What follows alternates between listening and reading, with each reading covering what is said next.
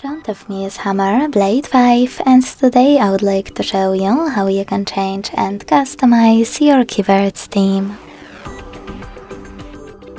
Begin by launching your keyboard and clicking on this color palette icon at the top. If you don't have one, you can click on Gear 1.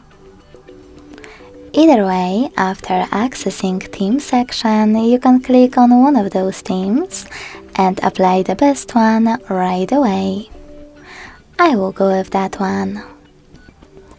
Now click on the switcher next to keyboarders to switch them off or on, and when you're ready, hit apply at the bottom right corner. So when I go back, as you can see, theme of my keyboard has changed. If you want to customize it instead, go back to the same settings, and this time use this plus icon under my themes. Now tap on the photo that you wish to apply as your keyboard's background. Pinch it to scale and drag it to move. Then select Next.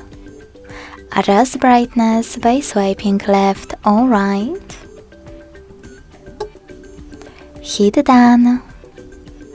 Manage keyboarders and select Apply.